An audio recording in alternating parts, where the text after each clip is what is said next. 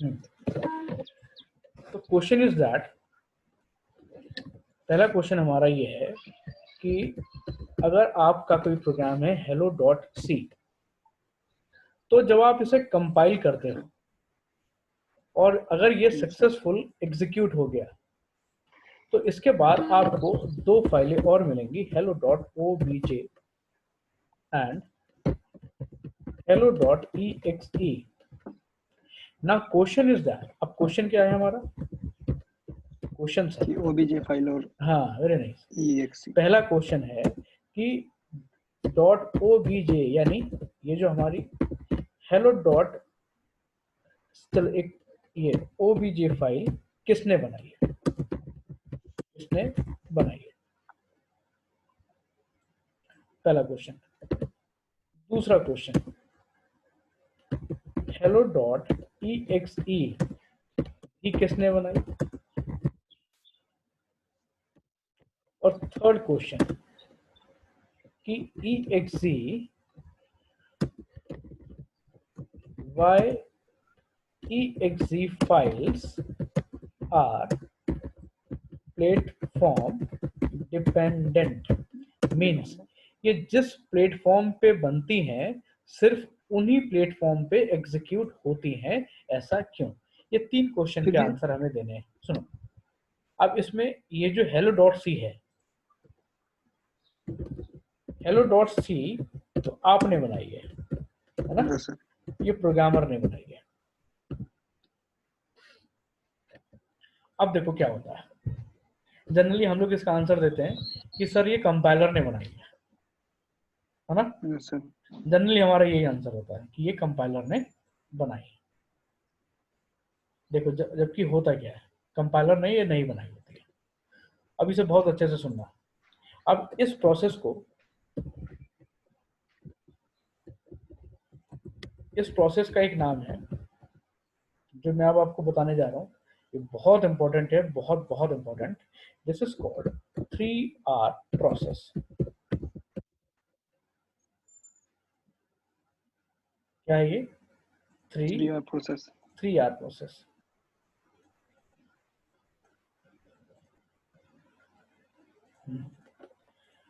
ये प्रोसेस सिर्फ आपको मिलेगा कानितकर की बुक में, और कानितकर की बुक है TSR, जिसमें हार्डवेयर प्रोग्रामिंग सिखाई गई है, वहां ये आपको प्रोसेस मिलेगा, बाकी सी की किसी बुक में नहीं मिलेगा आपको।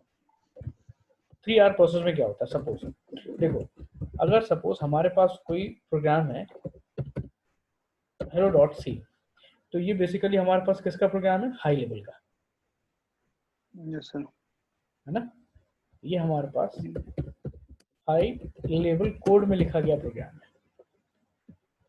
अब जैसे ही हम इसे अपने प्रोग्राम को कंपाइल करते हैं, ठीक है सर, ये क्या कहते हैं, ऐसा तो नहीं है कि जब हम लिखते हैं वो हाई लेवल लैंग्वेज में हाँ, करके कंपाइल हम जो करते हैं लिख तो रहे हैं उसे वो तो, लो लेवल लैंग्वेज में कन्वर्ट हम जो, करता होगा। हाँ अब सुनो, ठीक कह रहे हो तुम, हम जो लिख रहे हैं वो हाई लेवल में लिख दिया हमने, उसे सेव कर दिया hello डॉट सी से। अब कंपाइलर से हमने कंपाइल करवाया, तो कंपाइलर क्या करेगा, आपके हाई लेवल कोड को, आप लोग जो जानते हो, मैक्सिमम स्टूडेंट जानते हैं कि कंपाइलर हाई लेवल के कोड को मशीन लेवल में कन्वर्ट करता है, ये तो आप लोग जानते हो, यस सर। है ना।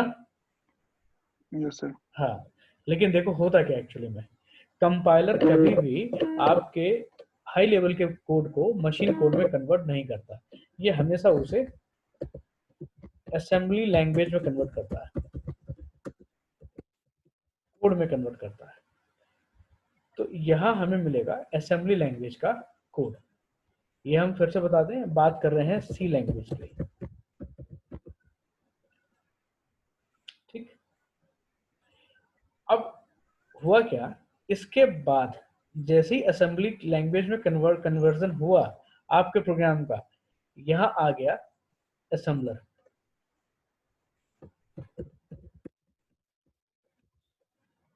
असेंबलर, अब असेंबलर क्या करेगा, आपके इस प्रोग्राम को, दिखाई दे रहा है आप लोगों को, यस सर। हाँ,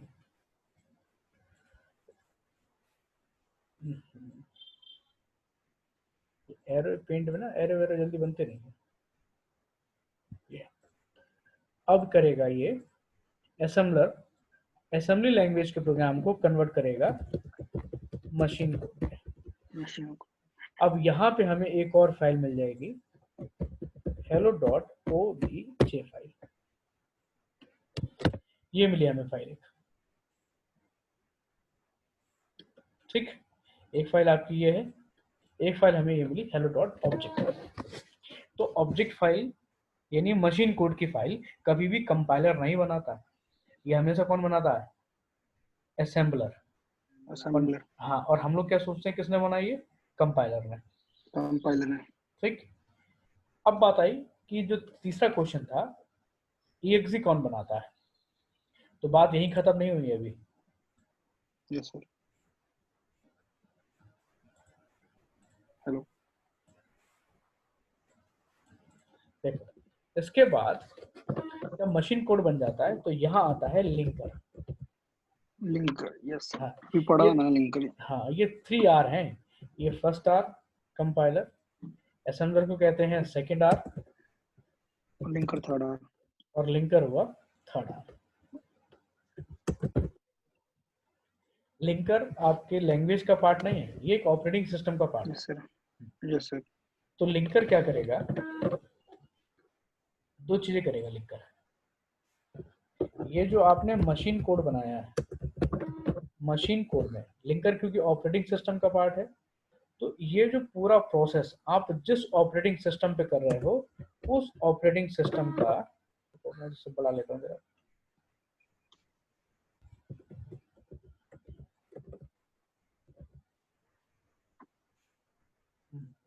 लिंकर क्या करेगा कि इस मशीन कोड में, मशीन कोड तो मिल गया उसे, अब इस मशीन कोड में जोड़ देगा जिस ऑपरेटिंग सिस्टम में आप काम कर रहे होगे उस ऑपरेटिंग सिस्टम का रन टाइम एनवायरनमेंट, ये जोड़ देगा। और यहाँ पे आपको एक और फाइल मिल जाएगी, जैसे आप कह दोगे hello.exe, ये आपको तीसरी फाइल मिल गई hello.exe, ठीक। अब इस हेलो, यस सर। हाँ, अब इसका देखो फायदा, देखो होता क्या है। अब मान लो ये पूरा प्रोसेस हमने किया, पूरा प्रोसेस सपोज हमने किया विंडोज पे। किस पे किया? विंडोज पे। अब यहाँ अलग अलग ऑपरेटिंग सिस्टम मैंने डाल दिए,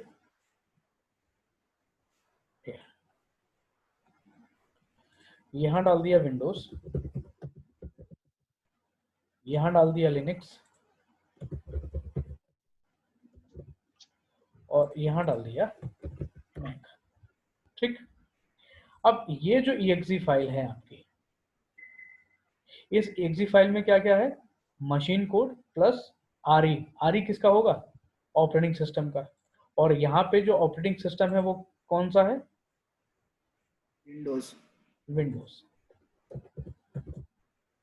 तो यहाँ जो ऑपरेटिंग सिस्टम है वो है विंडोज। तो ये किसका आरई होगा? विंडोज का। विंडोज का। अब आपने क्या किया, इस exe को आप सबसे पहले तो विंडोज पे ले गए। Yes sir. विंडोज के पास भी अपना आरई होगा। Yes sir. आरई का मतलब होता है रन टाइम एनवायरनमेंट, यानी एक प्रोग्राम को रन होने के लिए जितनी भी फैसिलिटीज चाहिए वो सब आरई देता है। चाहे उसे मेमोरी चाहिए, चाहे उसे थ्रेड चाहिए या प्रोसेसर चाहिए, ये सारा अरेंजमेंट कौन करके देता है? रन टाइम एनवायरनमेंट, उसी को कहते हैं आरई, रन टाइम एनवायरनमेंट। अगर रन टाइम एनवायरनमेंट ना हो ऑपरेटिंग सिस्टम में तो आपका कोई भी एप्लीकेशन रन नहीं होगी। Yes sir. तो हुआ क्या, आप जब इसे ले गए विंडोज में, ऐसे ही आपने सेम exe ले गए लाइनक्स में, और सेम exe आप ले गए मैक में। अब विंडोज के पास भी उसका आरई है, लाइनक्स के पास भी उसका आरई है, यस सर। ऐसे ही मैक के पास भी उसका आरई है, ठीक। अब देखो, इस exe को जैसे हम विंडोज के पास ले जाएंगे, ठीक, यस सर। इसका आरई मैच करेगा? No sir.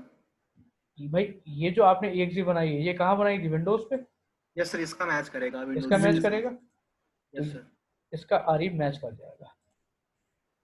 विंडोज में। हाँ, मैच कर जाएगा, तो यहाँ पे ये प्रोग्राम जो है EXE रन कर जाएगी। बन जाए। तो यहाँ पे EXE जो है आपकी वो रन कर जाएगी। लेकिन यहाँ पे क्या इसका आरई और विंडोज का आरई मैच करेगा? नहीं करेगा। नहीं करेगा सर। मैच नहीं करेगा, अनमैच हो जाएगा। जब अनमैच होगा तो क्या यहाँ पे EXE रन करेगी? यहाँ पे EXE रन नहीं करेगी। ठीक इसी तरीके से मैक जब पे भी नहीं करेगी। विंडो की EXE मैक पे जाएगी तो दोनों का आरई मैच करेगा? No sir. नहीं करेगा, तो यहाँ भी EXE रन नहीं करेगी। ठीक इसी वजह से जावा आई थी, क्योंकि ये सी में और C++ में प्रॉब्लम थी कि ये इसकी जो EXE थी ये प्लेटफॉर्म डिपेंडेंट थी। एक बार जिस पे बन गई ठीक उसी एनवायरनमेंट पे बने रन कर रही है। अब उसी EXE को आप अगर दूसरे ऑपरेटिंग सिस्टम पे ले जाओ तो वो रन नहीं करेगी, क्योंकि दोनों का आरई मैच नहीं करेगा। तो ये क्लियर हो गया आपको? Yes sir. समझ आ गया? तो जो 3 क्वेश्चन हम लेके चले थे उसका आपको आंसर मिला होगा। पहला, ऑब्जेक्ट फाइल कौन बनाता है? तो आपका क्या आंसर Yes, होगा? असेंबलर। असेंबलर। और जो पहले याद था वो क्या था? कंपाइलर। तो कंपाइलर नहीं बनाएगा, हमेशा असेंबलर बनाता। असेंबलर बनाएगा। और EXE कौन बनाता है? लिंकर। ठीक। Yes sir. और प्लेटफॉर्म डिपेंडेंट EXE क्यों होती हैं? क्योंकि डिफरेंट ऑपरेटिंग सिस्टम पे ले जाने पे इनका जो है आरई मैच नहीं करता है। क्लियर हो गया? Yes sir. चलो फिर इस लेक्चर में यहीं तक रखते हैं।